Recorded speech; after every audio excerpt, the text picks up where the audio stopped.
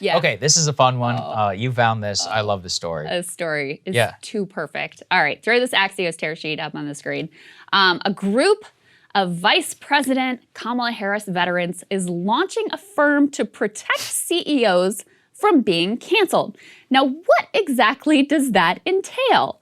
Well, effectively, they want to get paid to advise companies on how they can make sure that they're observing cultural norms and having enough diversity in their workforce to avoid having any negative press consequences.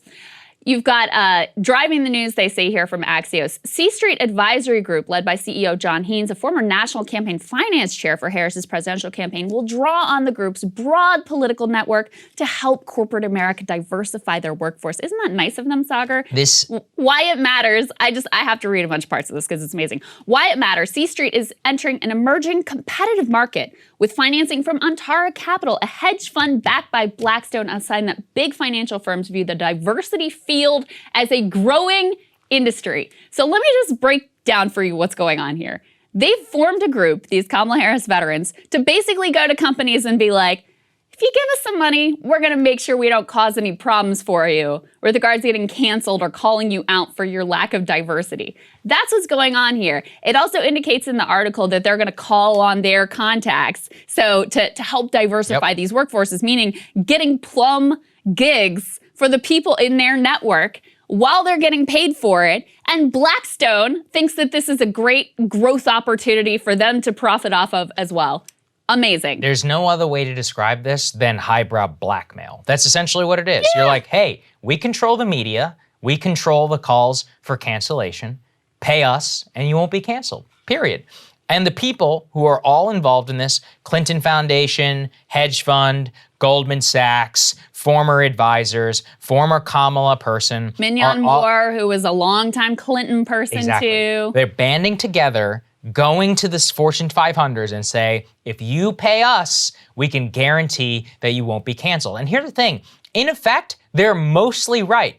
Go and look at Cuomo. Look at how long he was able to withstand the pressure. Why? Because he had the president of the Human Rights Foundation, the top gay rights group here in Washington, D.C., who used to work for him, who helped leak information about one of his accusers. You had the Time's Up CEO, the head of the Me Too organization itself, who was doing the same thing, laundering information against one of his accusers. He almost got away with it. Now, Cuomo was a governor.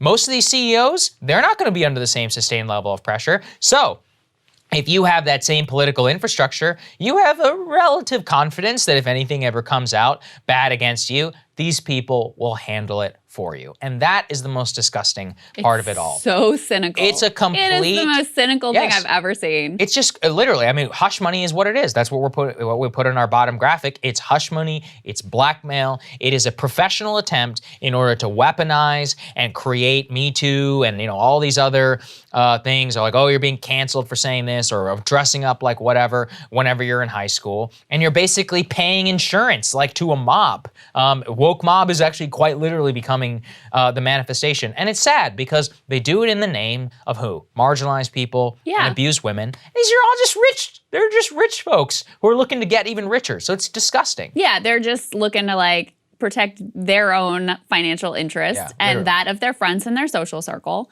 And do we think that, they're gonna pressure any of these multinational corporations to I don't know, treat their workers well or, allow them to unionize or anything like that? Don't use slave labor. Of course not. Goods. Of course not. Yeah. They're gonna take the money to keep them out of the press, give them some surface level diversity. Look, it's not a bad thing, but when it's content free, it ultimately becomes meaningless. Is it any better that, you're getting ripped off by Blackstone or jobs shipped overseas by Blackstone when they have a slightly more diverse board or C-suite?